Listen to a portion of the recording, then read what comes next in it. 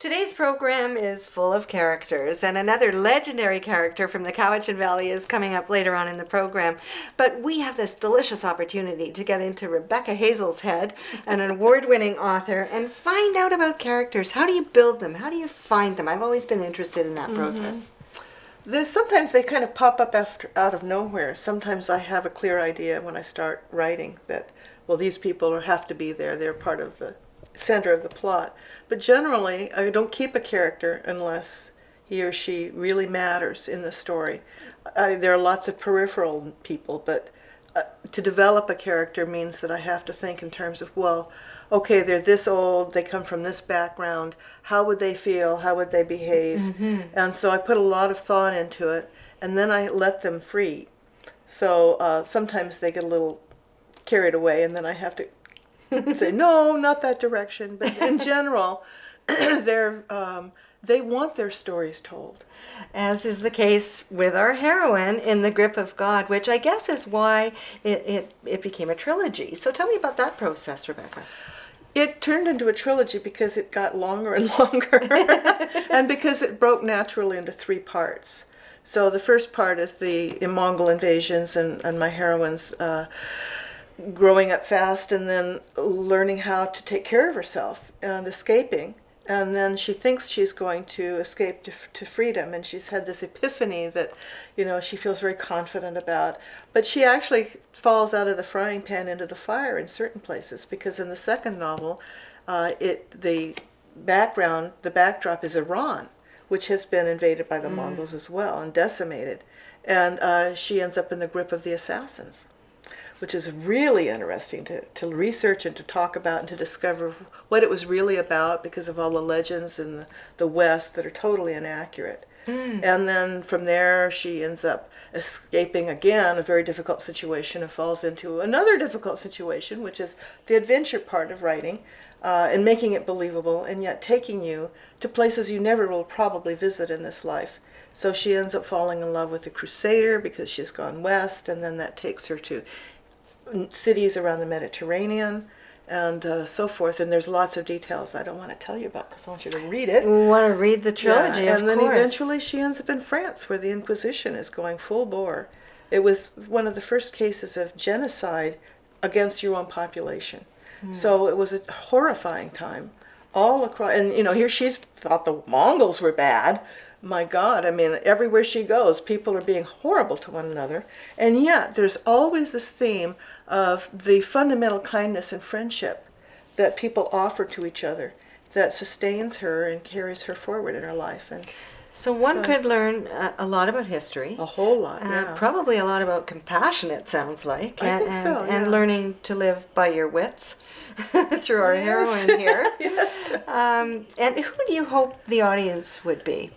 I think that the audience would be people who want to learn more, on the one hand, and who also like a ripping good yarn, on the other hand. A ripping good yarn. Yeah, and I don't see any problem with combining those two. If you don't tell a good story, the history is, you may as well just yawn and fall asleep. But if you don't have a compelling background, it's just a bunch of flat paper dolls walking across a stage. Oh, I so agree with you on that one. Next up, James Green introduces us to one of Duncan's most eccentric chaperones of local entertainment. You'll meet Long John Faulkner. Thanks for the story, James, and I didn't know you played drums or the nose flute for that matter. Well, here come the listings for what's happening now at the Duncan Garage Showroom.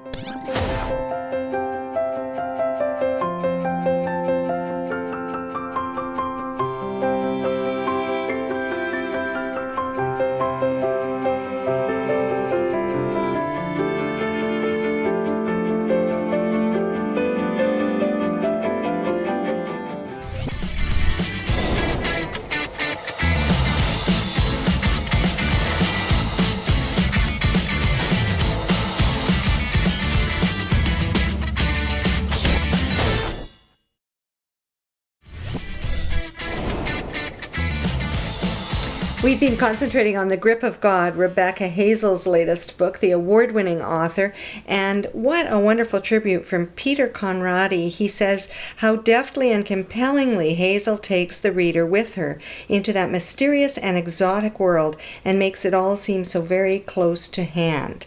Well, you can hear more when Rebecca reads at the Old Firehouse Wine Bar on October 22nd at 7:30 p.m. and then in Victoria on November 6th when she'll be at the Shambhala Center. And interesting, Rebecca, there will be a meditation first of all at 7 o'clock and then you're reading at 8. You've tied a lot of various religions into The Grip of God, so the meditation, I guess, is a perfect setup for the reading.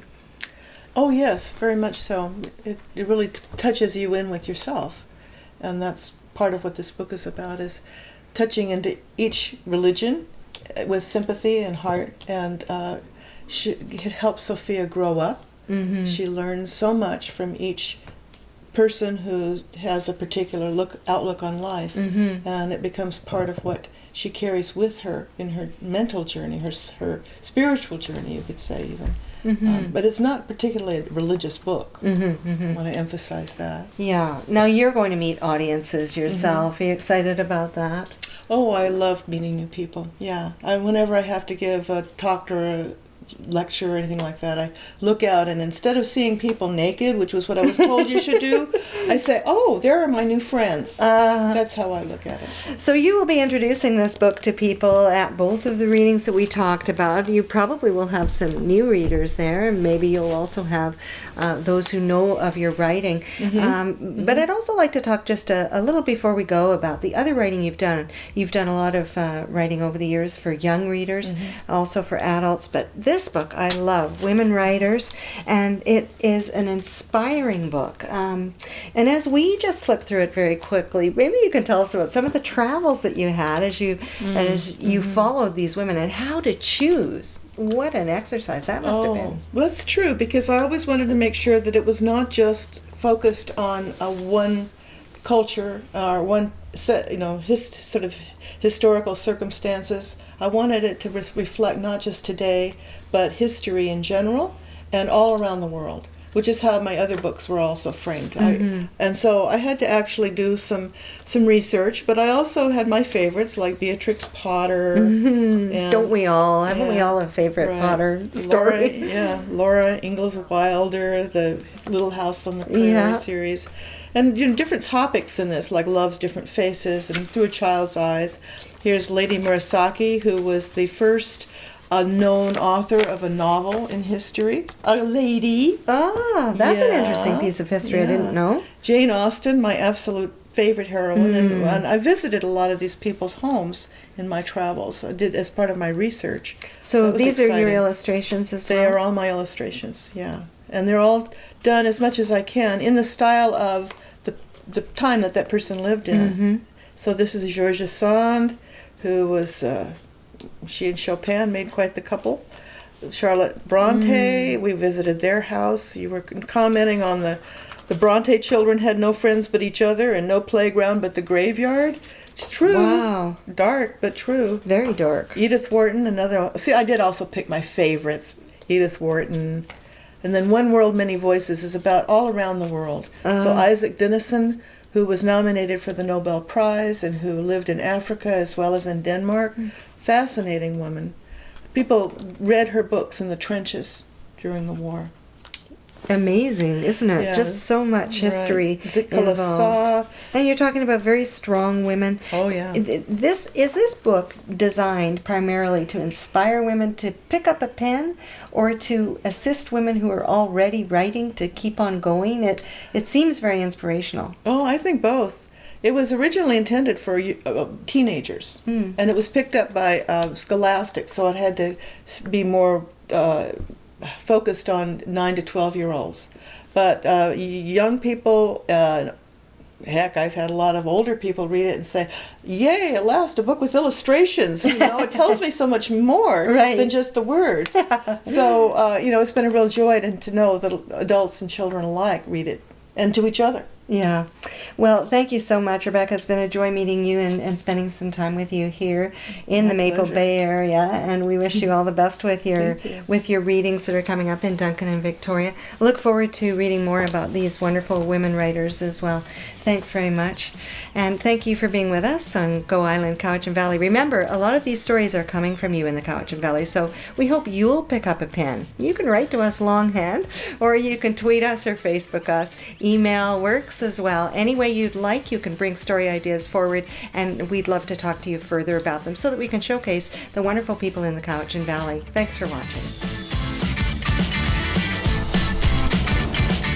Go Island is brought to you by German Auto Import Network, Men's Wardrobe by DG Bremner & Co., Menswear and Accessories, Hair Services provided by Salon J,